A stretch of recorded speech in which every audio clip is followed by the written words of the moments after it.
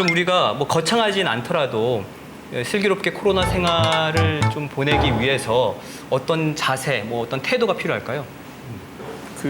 이때까지 인류를 위협했던 여러 가지 바이러스와 질병들이 있죠. 뭐 중세 흑사병이 있었고, 최근까지 결핵이라는 게 있었고, 근데 이런 모든 질병이나 바이러스가 지금까지 완전히 잡힌 게 그렇게 많지는 않더라고요. 이게 치료법을 개발한 게.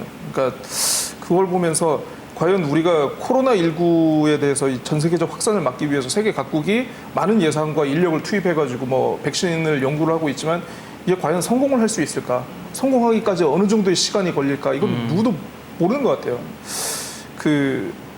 예전에 어떤 병을 앓고 있는 분하고, 그러니까 병에서 극복하신 분이죠.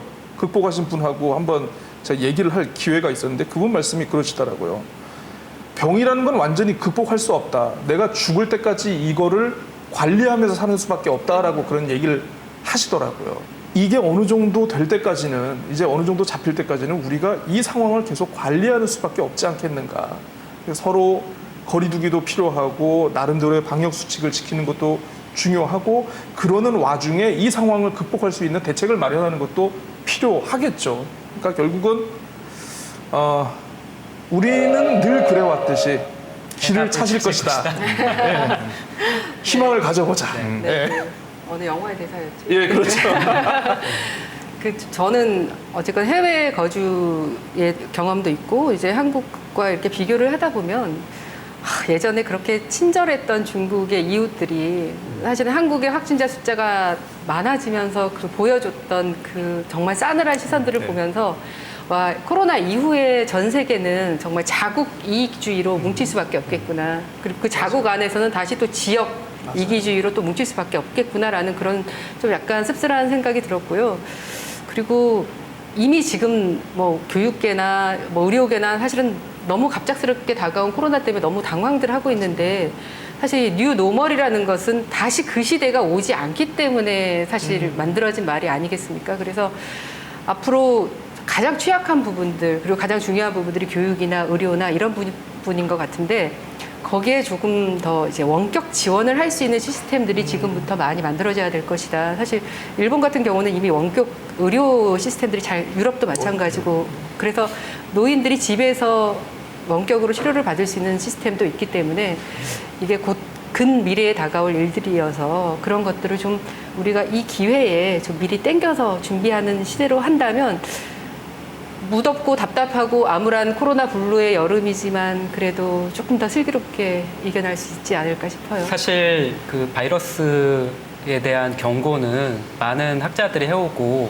있었습니다. 과학자들은 이런 일이 벌어질 거라고 알고 있었고 주기적으로 계속 나올 것이라고 생각을 해왔죠.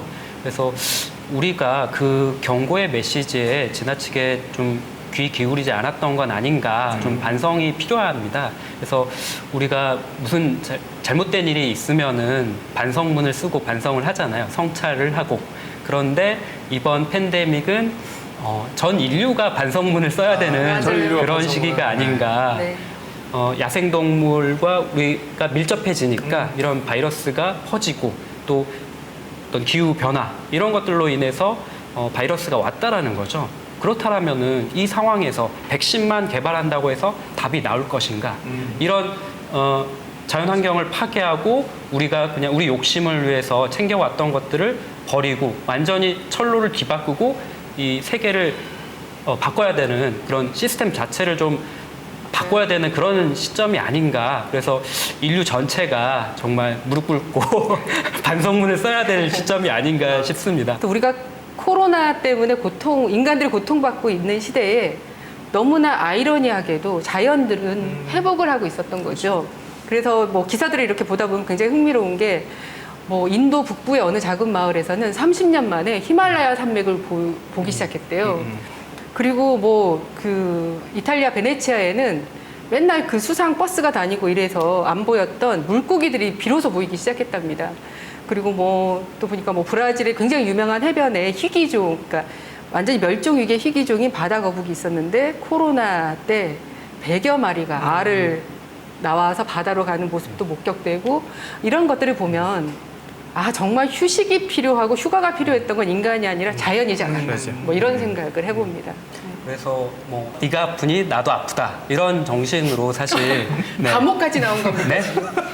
다모 대사까지 하신 다모 그 불교의 그런 정신이죠. 저도 드라마 생태적 되게 현상. 그래서 아프냐? 나도 아프다. 네. 가만히 있길 자연 환경과 자연 환경이 곧 나의 건강인 거잖아요. 이 자연 환경이 파괴됐을 때 나의 건강도 파괴되고 그리고 사실 한국이 K 방역으로 승승장구하고 있고 뭐 우리는 이제 선진국이 되었다 이런 생각을 하기 쉬운데 하지만 한국만 종식되면은 팬데믹이 끝나는 건 아니죠. 그렇죠. 전 세계가 다 끝나야지만 이 그 재앙이 끝날 텐데 그렇다는 것은 서로가 서로에게 그 환경이 되어주는 거죠.